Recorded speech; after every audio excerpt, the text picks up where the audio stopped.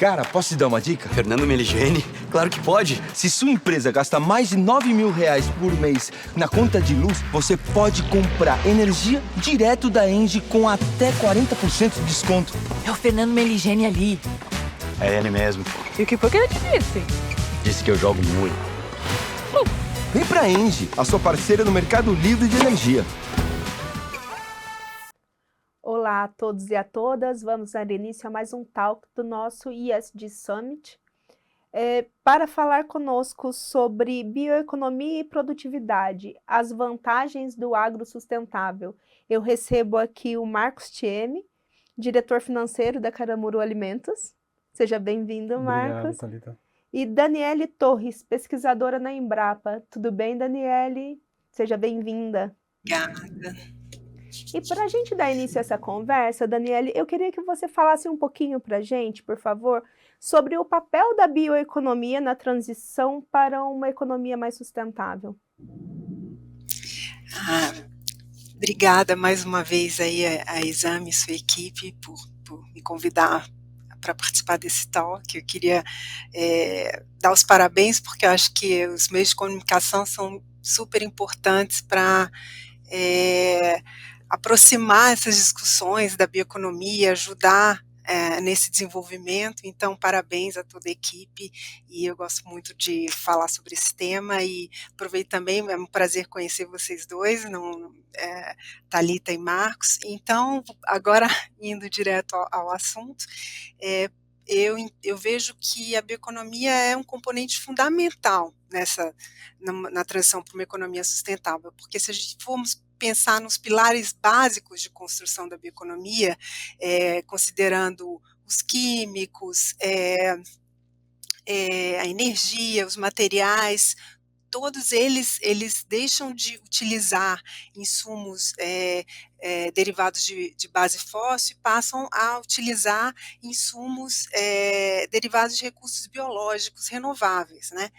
E o que eu acho que é importante nisso, de mostrar, é que para a gente de discutir, de apresentar, que para você chegar no uso eficiente, né, desses recursos e nessa economia sustentável, é necessário muita ciência, tecnologia, desenvolvimento nas diferentes áreas, né, nas ciências alimentares, na biologia, na química e em outras áreas da engenharia, enfim, tudo isso contribuindo para essa nova economia, né? Então, essa economia com a transformação da biomassa com um papel fundamental. E se a gente olhar para outros países que têm estratégias de bioeconomia, a bioeconomia é vista como uma oportunidade para enfrentar vários dos desafios globais, como o aumento da demanda de alimentos, enfrentar as mudanças do clima, e também lidar com a escassez de recursos naturais. Então, tudo isso mostra, mais aí, um outro ponto que eu também queria trazer, que é como a gente pode ligar os produtos da bioeconomia com os objetivos de desenvolvimento sustentável. Então, só para dar 3 exemplos, a produção sustentável de alimentos, a gente vai estar na direção contribuindo, né, possivelmente para o ODS 2, né, de combate à fome e agricultura sustentável. Quando a gente pensa nos bioplásticos, a gente vai estar contribuindo para o ODS 9, né, que é de indústria, inovação e infraestrutura, a bioenergia contribuindo com o ODS 7, de energia limpa, acessível e limpa, e todos eles com o ODS 13, né. Então, a gente vê que definitivamente, eu acho que, não há dúvida, a bioeconomia tem um grande papel nessa transição. Perfeito, muito obrigada. E, Marcos, na sua visão, quais são as grandes oportunidades para o crescimento da bioeconomia no Brasil? Acho que o Brasil é um protagonista nessa questão da bioeconomia, né? A gente, até é muito interessante que hoje de manhã eu estava dando uma palestra lá na UFRJ, falando para estudantes, né, sobre essa temática da energia, dos renováveis aqui no Brasil, né?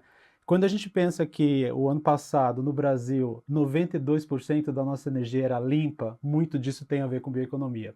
Até o que a Daniela falou, a gente tem geração de energia via biomassa, queima de biomassa, né, porque sobra na cana, no bagaço da cana, ela é reutilizada para energia. E fora isso, a gente tem toda uma cadeia no Brasil de biocombustíveis que está muito ligado a isso, né? Então, o Brasil hoje também é protagonista nesse sentido, no sentido dos biocombustíveis. O programa de etanol do Brasil, ele é exemplo para o mundo inteiro. A gente tem hoje no Brasil, a cada 10 carros que são produzidos no Brasil, 9 carros, eles são carros flex, que usam etanol. É um dos poucos países do mundo onde a gente pode ter o carro sendo enchido de etanol e 27% da gasolina é etanol, né? Isso passa por todo esse processo, né, de bioenergia. No caso do diesel, né, também é a mesma coisa. Nós somos produtores de biodiesel, né? O biodiesel, ele deriva do processamento de soja também. Então, hoje, quando a gente esmaga a soja, o grande produto da soja é o farelo. Mas, além do farelo, a gente tem o óleo. E no Brasil, a gente processa esse óleo para transformar ele em biodiesel.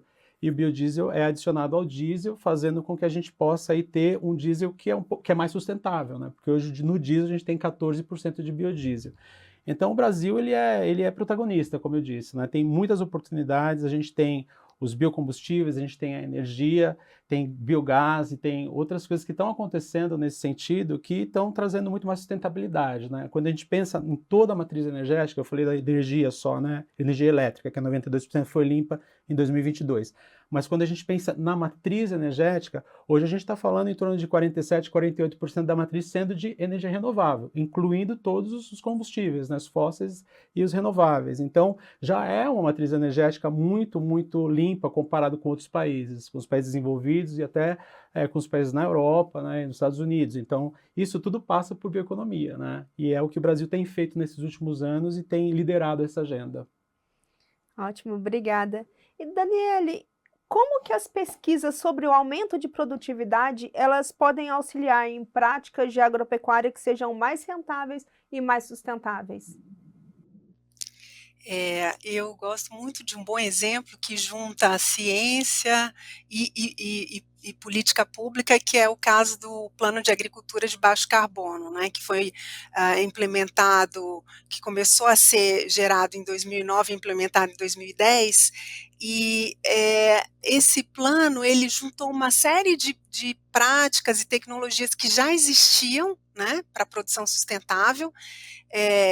Esse plano foi apresentado e aprovado pelo Ministério, e algumas eu vou falar de duas dessas tecnologias que eu acho que são bastante conhecidas, que é a integração lavoura-pecuária e floresta. Na verdade pode ser uma combinação, né? Você tem numa mesma área a possibilidade de ter, por exemplo, três colheitas, quer dizer, você tem um aumento de produtividade e mais essas tecnologias elas ajudam o solo, né? Além da ILPF ou ILP, também tem os sistemas agroflorestais que também tem a mesma ideia de você ter numa mesma área vários produtos, incluindo a criação de animais. Isso pode ajudar a aumentar a renda dos produtores, né? Esse é uma prática, é uma tecnologia conhecida e bem falada. Uma outra também que faz parte do plano ABC são os inoculantes para fixação biológica de nitrogênio, que o Brasil é pioneiro nesse bioinsumo. Se a gente vai em reuniões internacionais é muito falado,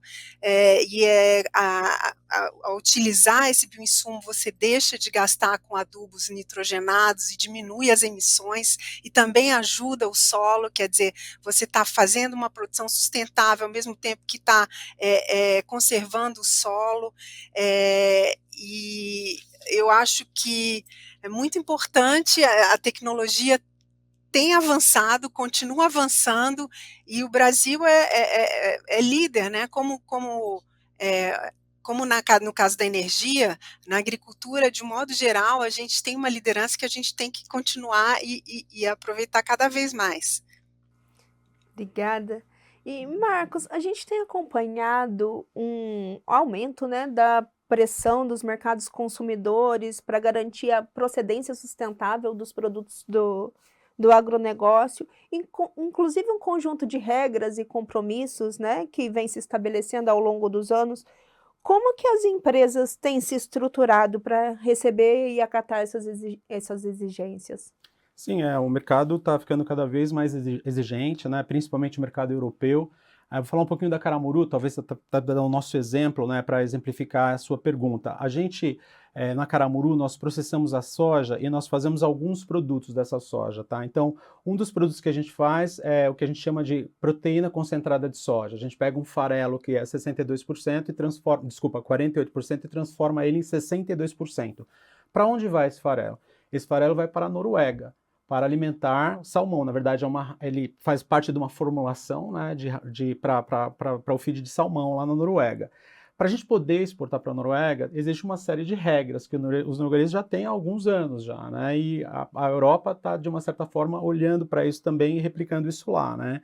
Então tem toda uma questão de rastreabilidade. Então os produtores, como nós, por exemplo, desse farelo, nós precisamos ter a rastreabilidade da cadeia toda da soja, saber de onde essa soja está sendo originada. A gente tem um programa, que é o Programa Sustentar, onde a gente tem 34 critérios e a gente olha muito para a questão, né, de se essa soja está vindo de uma área que é desmatada ou não. A gente não aceita desmatamento, então a gente tem o critério, que é um critério que está sendo exigido lá fora, né?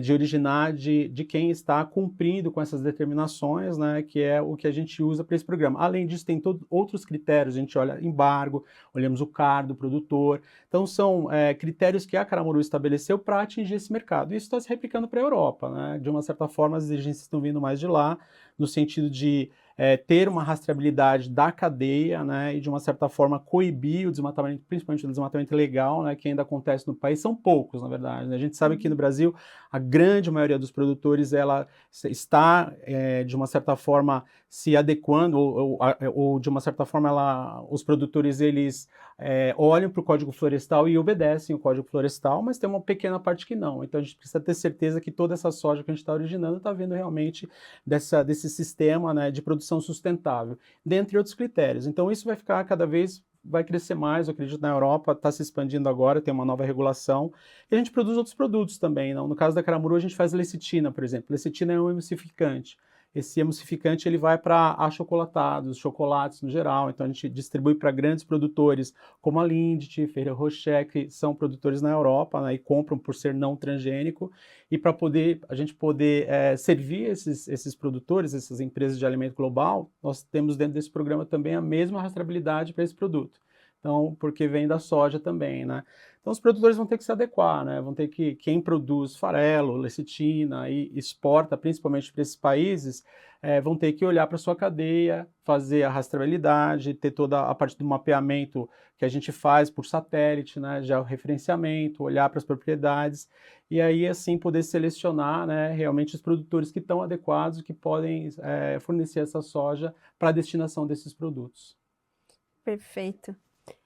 Daniele, tem um estudo recente da Embrapa que aponta que o Brasil possui 28 milhões de hectares de pastagens degradadas com alto potencial para a agricultura. Qual que seria a melhor maneira de aproveitar esse potencial? Eu acho que é interessante esse estudo que eles fizeram, né? Então, eles fizeram esse cruzamento das áreas degradadas, né, que estavam severamente degradadas ou intermediárias com os dados do IBGE de aptidão agrícola, né? E chegaram a esses 28 milhões. Eu acho que, bom, primeiro é necessário que seja cumprida toda a legislação, né? Eu acho que isso é claro. Além disso, essas tecnologias que eu até já mencionei algumas, como a integração lavoura-pecuária, mas plantio direto, tem que ser priorizadas para essas áreas, não é? E um outro cruzamento que esse próprio estudo fez, que eu acho que é o que eu acho que aqui é o que a gente deveria recomendar, é fazer um cruzamento com o zonamento agrícola de risco climático, que o mapa tem para várias culturas.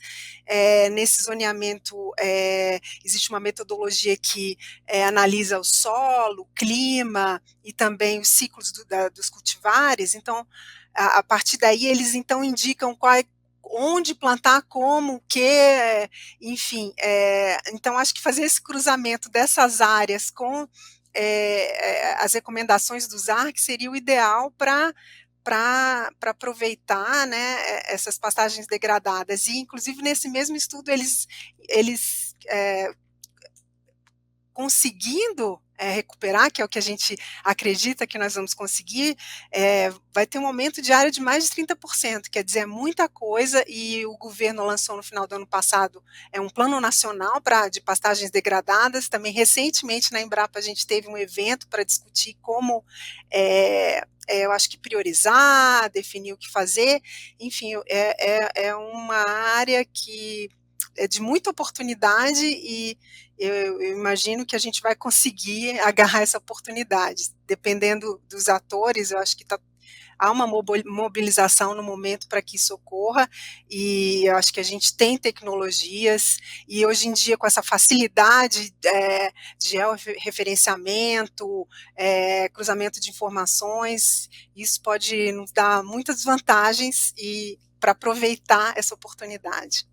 Sim, e até dialoga muito bem com essa questão das exigências, né, do não desmatamento e de outras exigências ambientais rígidas, para que a gente consiga acessar determinados mercados e avançar nessa agenda também, né? E, Marcos, como fomentar essa sustentabilidade no agro, que a gente está conversando tanto, a partir da gestão da cadeia de fornecedores? Você até já falou um pouquinho sobre isso, mas você pode aprofundar um pouquinho mais para a gente, por favor? Sim, com certeza. Bom, na Caramuru, por exemplo, a gente tem 5.000 produtores, né? Nós não plantamos soja, milho, girassol, a gente também processa milho e girassol, né, para fazer os óleos especiais, mas a gente olha para todos esses fornecedores, né? Não só os de soja, os de milho e também os de girassol, para olhar todo o processo produtivo desse fornecedor, né? Aí a gente tem, além do que a gente chama do selo sustentar, que são esses padrões que a gente olha para poder trazer toda a questão da rastreabilidade, o referenciamento geoespacial da propriedade, o CAR, são os critérios para a soja entrar. O que a gente faz também é o que a gente chama de certificação sustentar, né? Hoje a gente tem aí basicamente 13% dos nossos produtores já certificados, né? O que faz com que a gente olhe para esse processo agrícola de uma maneira mais ampla. A gente tem mais de 150 critérios e a gente ajuda os produtores a melhorar os seus processos agrícolas, né? E, assim, trazendo a cadeia junto numa melhora de sustentabilidade. Então, nós temos diversos indicadores para que eles possam obter, né, essa certificação e melhorar, de uma certa forma, a sua nota. O agrônomo vai lá e olha. Então, como está sendo feita a manutenção dos equipamentos, onde está sendo guardado, né, os produtos químicos, como é feito o descarte. Então, são uma série de itens que são avaliados para que esse produtor possa gradativamente ir melhorando na questão da sustentabilidade. Então, ele tem um retorno depois, né, de analisado todos esses critérios, uma devolutiva do próprio agrônomo, ajudando no processo produtivo, a melhora do processo produtivo, né? Lembrando que também dentro da nossa cadeia nós temos agricultura familiar. Então é sempre bom lembrar, né, que o biodiesel é um programa muito inteligente no Brasil, porque ele engloba também a agricultura familiar, e dentro da agricultura familiar a gente tem até assentamentos que nós cuidamos, de famílias que vieram de terras de assentamento. E eles precisam de muita informação técnica, né? Então acho que quando as empresas estão produzindo biodiesel, também tem esse cunho social, né, da cadeia, de você poder estar ajudando a agricultura familiar, ajudando a melhoria da rentabilidade daquela propriedade, da gestão daquela propriedade, e trazendo essa questão da sustentabilidade para um outro patamar também para essa agricultura familiar, né? E as empresas que compram o biodiesel das produtoras como nós, elas precisam originar de empresas que originam da agricultura familiar. Então é toda uma cadeia, né? O biodiesel vem na cadeia, vem na agricultura, vem no agricultor, né? Vem na empresa que está processando, e isso é o que nós estamos fazendo de uma certa forma no Brasil, aí através do processamento de soja, né? E do óleo que sobra para a produção do biodiesel. Acho que é uma forma, a gente tem outras formas também. Nós olhamos todos os fornecedores na Caramuru, não só os agrícolas, né? A gente tem uma ferramenta que é o KPMG Watch, que a gente olha outras questões, né? Questões ligadas a trabalho, se tem alguma questão de trabalho análogo à escravidão, trabalho infantil, que são temas muito relevantes, importantes para a gente olhar também, né? A gente usa essa plataforma para poder avaliar os nossos fornecedores agrícolas e não agrícolas, e dessa forma a gente vai trazendo ética para dentro da cadeia também, né? Porque todo fornecedor da Caramuru precisa assinar um termo lá que concorda com o nosso código de ética, né? Para poder fornecer para a gente. Então, acho que é um movimento que a gente tem natural, né? Quando a gente começa a fomentar essas melhores práticas, trazendo essa questão de governança também para dentro do agro, que é bastante importante, né? E é uma forma que a cadeia vai melhorando e todos os players da cadeia vão, de uma certa forma, evoluindo, né? Sim, a gente está caminhando já para o final, mas antes o Marcos estava comentando sobre a questão dos produtores, né, e da agricultura familiar. Então eu queria saber, Daniele, sobre esses pequenos agricultores de agricultura familiar nas proximidades das grandes regiões metropolitanas, porque eles se destacam também, né, como provedores de alimentos, sejam hortaliças, frutas, entre outros. Então, como você enxerga a perspectiva para esses pequenos agricultores? Eu vejo que existem oportunidades, mas também alguns desafios, né? Com relação às oportunidades, o fato deles estarem próximos ao mercado consumidor, então eles conseguem diretamente acesso tanto ao consumidor, podem conseguir, claro, a supermercados, então sem atravessadores seria uma facilidade, né? Feiras, enfim. Há também uma demanda crescente por alimentos frescos, né? Alimentos orgânicos, sustentáveis. Uma outra vantagem que eu acho que, uma outra oportunidade, na verdade, são os programas, as políticas públicas que já existem, né? O PA, o Programa de Aquisição de Alimentos, e o Programa Nacional de Alimentação Escolar, que são 2 programas que podem ajudar no sentido de que, comprando desses pequenos agricultores, esses programas de compras públicas são muito importantes para o desenvolvimento da bioeconomia. Os Estados Unidos têm um programa antigo de compras públicas, não somente para a agricultura, mas muito grande, né? E no Brasil a gente também tem esses programas que já não são também tão novos, também já tem uma certa tradição, quer dizer, isso também é uma oportunidade. A gente também vê que com essas novas tecnologias, a possibilidade de plataformas digitais e de colaboração e de aproximação também são muito importantes, mas tem alguns desafios que não são assim pequenos, que eu acho que precisam ser trabalhados, né? Quer dizer, os recursos que são limitados para os pequenos agricultores, às vezes eles não têm recursos financeiros para modernização, para utilização de insumos, a própria infraestrutura de transporte, tem a competição com os grandes competidores, com os grandes produtores, né? Porque afinal eles têm escala, então conseguem vender mais barato. Há uma coisa muito importante que tem uma pressão imobiliária, né? Porque já que eles estão próximos das cidades, também é um outro desafio. Necessidade de capacitação. Eles também, com essas mudanças climáticas, podem sofrer mais, né? Para se adaptar. Então, quer dizer, tem muitas oportunidades, muitos desafios, e é uma coisa que tem que ser, você precisa fortalecer cooperativas para que eles possam ganhar escala, e que facilite também capacitação, treinamento. Eu vejo que isso pode ser uma saída. Eu acho que fortalecer esses programas de compras públicas também pode ser uma alternativa para que isso para que realmente eles consigam se beneficiar. Então, a gente precisa pensar em estratégias inovadoras, apoio, para que realmente esses pequenos agricultores possam não só sobreviver, mas também prosperar.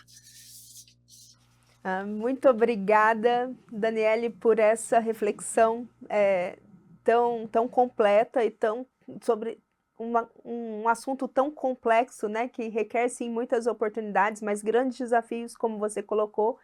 E com isso a gente vai encerrando mais um talk do nosso ESG Summit. Muito obrigada, Marcos. Muito obrigada, Daniele. Obrigada a você que esteve aqui conosco. Até o próximo.